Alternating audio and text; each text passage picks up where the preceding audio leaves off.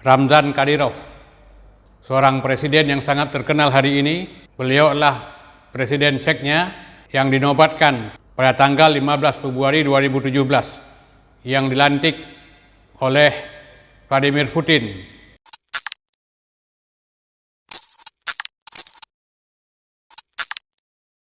Assalamualaikum warahmatullahi wabarakatuh. Pada kesempatan ini kita akan membicarakan tentang kehidupan seorang presiden. Presiden yang pada hari ini menjadi favorit di kalangan umat Islam yang ada di dunia. Ramzan Kadyrov, seorang presiden yang sangat terkenal hari ini. Beliau adalah presiden Czechnya yang dinobatkan pada tanggal 15 Februari 2017 yang dilantik oleh Vladimir Putin. Ramzan Kadyrov adalah seorang anak pejuang yang berjuang untuk kemerdekaan Czechnya. Ayahnya bernama Ahmad Kadyrov yang belakangan negerinya juga bergabung dengan Rusia. Dan pada saat pelantikan Ramzan Kadyrov sebagai presiden juga dihadiri dan dilantik oleh Vladimir Putin dari Rusia. Yang sangat menarik pada kesempatan ini yang perlu kita lihat adalah kehidupan pribadi seorang presiden yang kita kenal sangat taat dengan Islam, sangat taat dengan agamanya. Bukan hanya taat dengan agamanya, tapi beliau adalah sangat kagum, menghormati para ulama.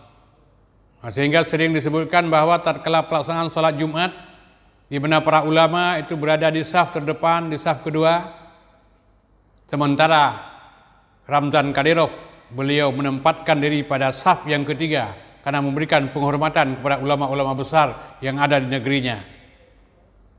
Tidak hanya cinta dan mengamalkan Islam, beliau juga telah membangun sebuah masjid yang cukup hebat di dunia. Masjid hebat, masjid besar dan masjid indah yang digunakan oleh ribuan kaum muslimin untuk melaksanakan salat Jumat dan salat Id. Demikian juga salat berjamaah pada setiap harinya. Dan kehidupannya yang paling menarik lagi adalah beliau memberikan kebebasan, artinya memberikan pendidikan gratis kepada anak-anak yang mau menghafal Al-Quranul Karim.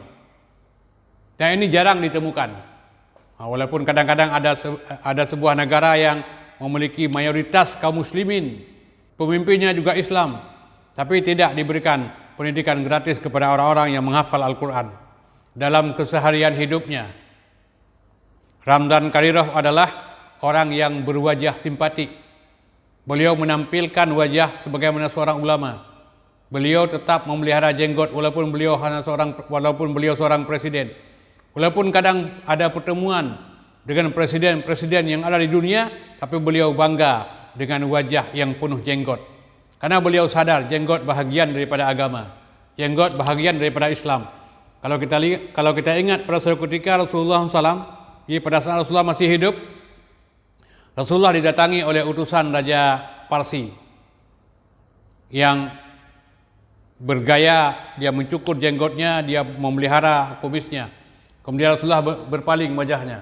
Jadi pada saat dia berhadapan lagi dengan Rasulullah, setelah Rasulullah berpaling, Rasulullah kembali berpaling.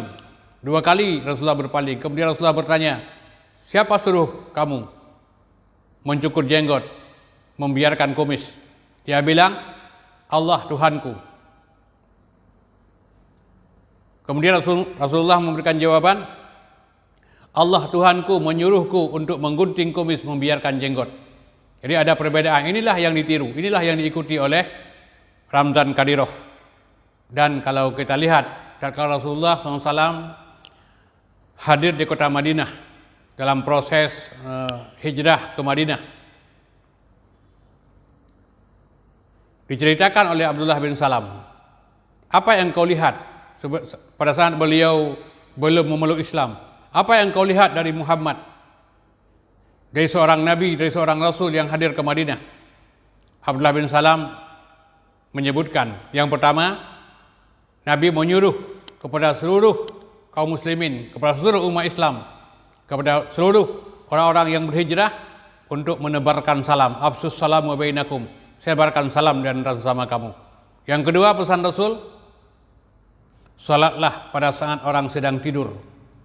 Yang ketiga, berikanlah makanan kepada orang yang membutuhkan makanan. Inilah 3 terobosan Rasulullah SAW yang membuat Rasulullah berhasil menguasai kota Madinah. Saudara-saudara, para hadirin dan yang mendengar apa yang kami sampaikan dalam pertemuan ini, kewajiban agama, kewajiban melaksanakan salat, walaupun di tengah pertempuran, ini menjadi prioritas yang diterapkan oleh Ramzan Kadyrov.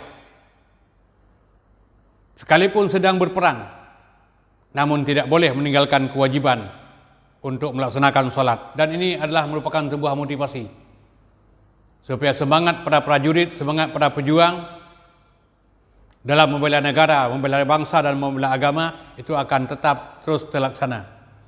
Dan selalu memberikan semangat dengan ucapan takbir. Jadi manakala beliau berjumpa dengan para prajurit, Assalamualaikum. Berjumpa dengan prajurit, Allahu Akbar. Dan mungkin tidak kita temukan ada presiden lain di dunia yang bersikap seperti ini. Sehingga mendatangkan simpati, mendatangkan rasa senang dari siapapun yang melihatnya. Dia bukan hanya taat dirinya, tapi juga keluarganya juga ikut taat. Keluarganya malah dididik untuk menjadi penghafal Al-Quran. Dia sangat santun dengan ibunya. Dan Ramzan Kadyrov juga sangat mencintai rakyatnya. Dia memuliakan rakyatnya.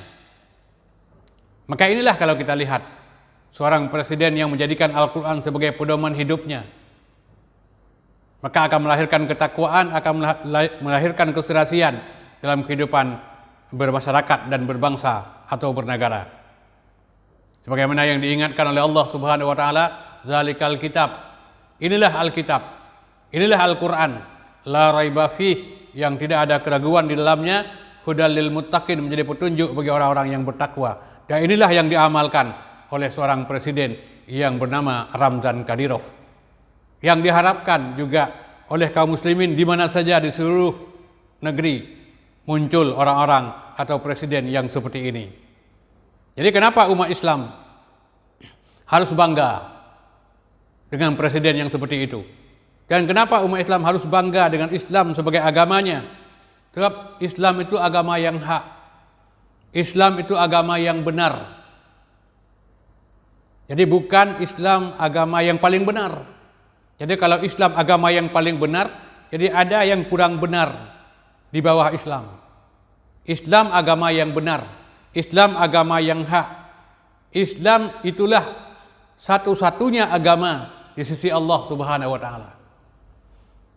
Innad dina indallahil Islam, sesungguhnya agama yang paling benar, sesungguhnya agama yang hak, agama yang benar di sisi Allah adalah Islam.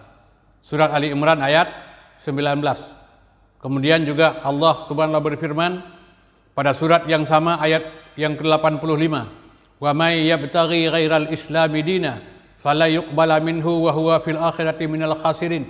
Barang siapa yang memilih agama, barang siapa yang memilih pedoman hidup selain daripada Islam, barang siapa yang memilih keyakinan selain daripada Islam, fala yuqbala minhu, maka sekali-kali tidak akan diterima daripadanya amal pekerjaannya.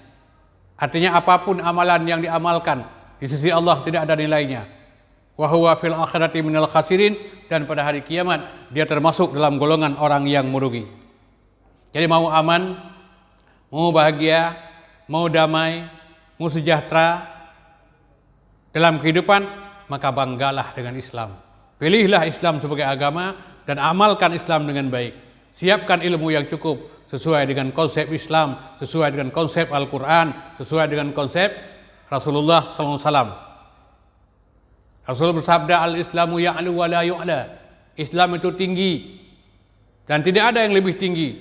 Islam itu hebat, tidak ada yang lebih hebat daripada Islam. Maka mudah-mudahan berbahagialah umat Islam hari ini yang bangga dengan Islam sebagai agamanya.